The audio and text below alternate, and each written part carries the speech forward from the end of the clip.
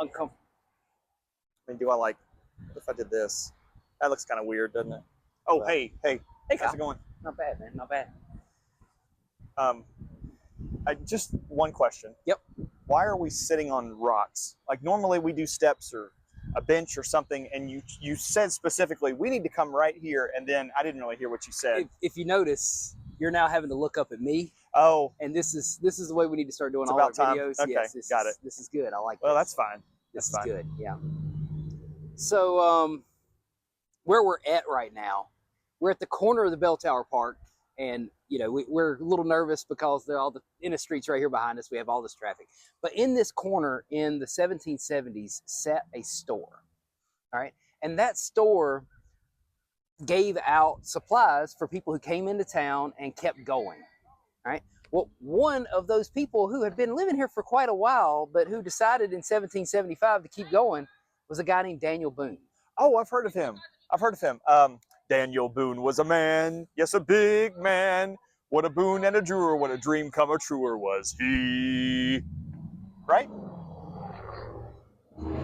Same guy. This video is not going well already, and it's okay. All right, Daniel. Because I'm down here, it throws the whole thing I guess off. So. That's what it is.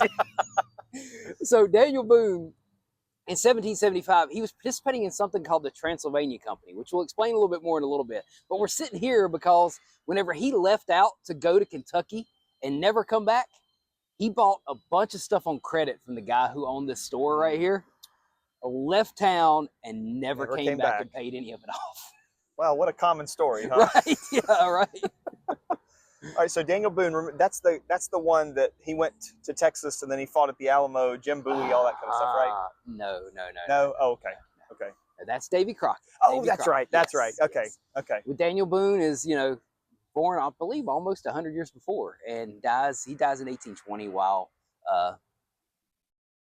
Davy Crockett is alive and doing doing some things. Doing what he's doing. Different guy. Different guy.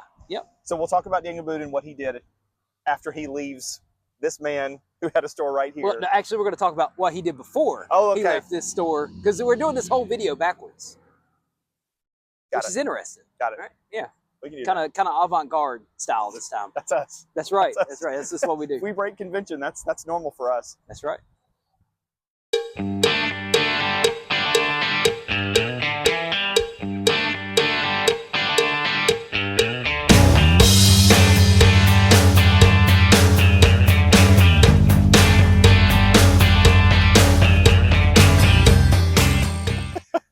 So we are sitting outside of the Henderson Law Office on the grounds of the Rowan Public Library, specifically on steps that George Washington definitely didn't stand on while he was in Salisbury, but everybody thinks he did. And we're here because this law office was built by a descendant of a man named Richard Henderson. Richard Henderson was a judge who's actually from more out east towards Oxford, in that area of North Carolina. And he was a fairly well-to-do man. He was fairly well-respected all across North Carolina. And during the Regulator movement, especially in the height of it, he sat in court in Hillsborough in Orange County during a riot that happened in Hillsborough.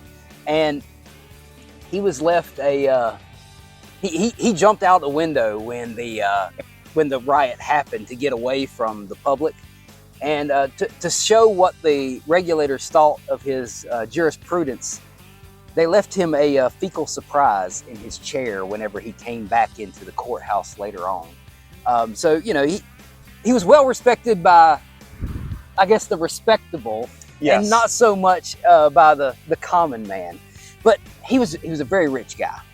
And he came up with this idea in 1773-74 to have his own colony. Because, perfect. I mean, why not, right? Who doesn't want to be their own king?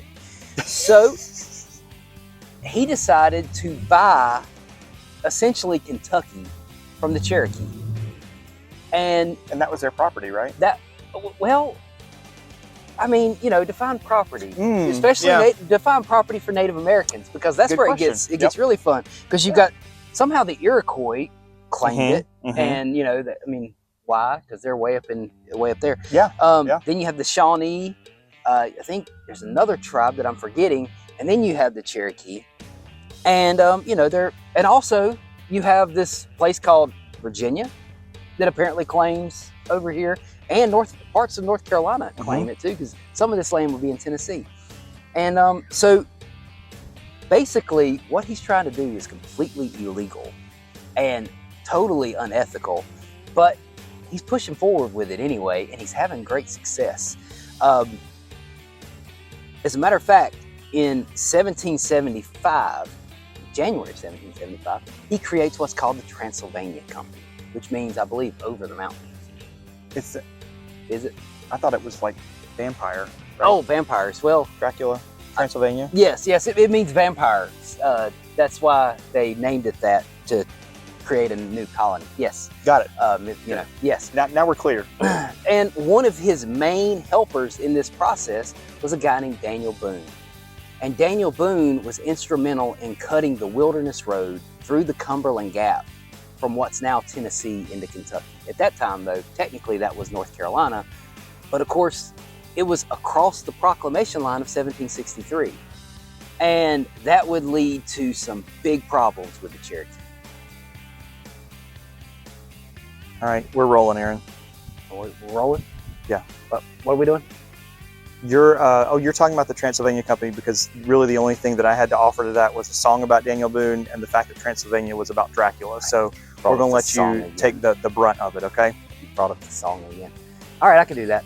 This proclamation line of 1763. And that was a really important thing to help understand the coming of the American Revolution, especially for Western North Carolina. Because Western North Carolina was all about land speculation. Salisbury was set up to be a land speculating center. And most of the lawyers, the richer people here, that's the way they were making their money. So Richard Henderson was kind of tapping into this spirit, this entrepreneurial spirit, whenever he is trying to go west and create this whole new colony in Kentucky. But the issue is that proclamation line, because after the 7 Years' War, the French and Indian War, we call it, no European settlers could go across that line without warfare between the Native Americans and the colonists. So whenever Richard Henderson goes across the line to a place called Sycamore Shoals to make a deal with over 100 Cherokee, he is clearly in violation of this law. And there are quite a few Cherokee who don't agree with this. One of them is named Dragging Canoe, and he will become very important in the American Revolution to the Cherokee and even beyond. So as he is working out this deal with the Cherokee, they sign this treaty called the Treaty of Sycamore Shoals. And he ends up giving something like what would today be $1.5 million worth of goods to the Cherokee for this land. It is half of modern Kentucky and a little bit of what is now Tennessee. It was a lot of land. Dragging Canoe, whenever he left these negotiations, and he left very, very angrily, he actually said, "You've got your deal, but if this is going to be, I'm paraphrasing, dark and bloody ground." And he really lays out what's going to happen whenever the settlers try to go into Kentucky. Now, the thing about the Transylvania deal, George Washington and Thomas Jefferson actually write about this. And they're going, who is this Richard Henderson guy? What is he doing? How is he even doing it? And it kind of causes this whole issue, especially in Virginia, because most of this land was being claimed by Virginia. And they're trying to figure out exactly what to do about him. And the legal process is so slow with this, it's not actually resolved partially until 1777, but then finally in 1783. And all of his claims, all of his treaties that he had made with the Cherokee and any other Native American nations to acquire this property are invalidated. And he is given land along the Ohio River. But by that point, Boonesboro has been created in Kentucky. Other towns had already been created.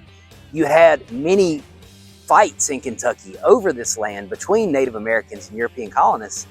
And the kind of manifest destiny pushing to the west, that never-ending clamor for more land, more farmland, pushing as far as we can, it's well underway.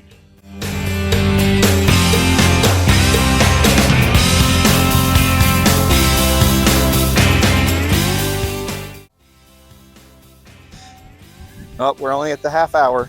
Only at the half, so we got 15 minutes. But we'll get the other one coming back, I bet. We might have a soundtrack to this one too, you know? Yeah, hopefully not. Maybe, we'll see. I wonder if that's why the police officer was walking around. Somebody caused a disturbance, but It might be. it's bold to bring a speaker out here. I mean, you know, you gotta give the park a little something extra, I guess. They got their flag, now we need our... Yeah, right, we need our music. We're right at. Yeah. Okay, so how do you want to start this one? Well, I kind of thought we were starting it, but then you started talking about disturbance, and that kind of messed it up. Sorry. But that's okay. That's okay. We're good. We're good. We're good. We're talking about why we're sitting here. It's super uncomfortable. Like, why did you choose this spot? I tell you what, I will walk into this one since Okay. like you've been walking into everyone, and so I'll walk into this one. Do I need to be doing anything Be- other than waiting for the motorcycles to pass by? Be trying to figure out what to do with your hands or something like that. You know? Okay. Like Talladega Nights, what do I do with my Okay. hands? Yeah. So, Still on. yep, I think so. Okay. I haven't. Oh, jeez. You do have to come down a ways, don't you? I did. Can you see the steps in the shot? I don't know. No. So we don't need to reference them that we're sitting on. Let me go see. Well, I mean, it's fine if you can't. Kind of, but here, if I go us down a little bit more. Let's do it that way. Yeah, all right, you can see it that way. Is that, you know, something like we're sitting on steps that George Washington definitely didn't stand on. Got it.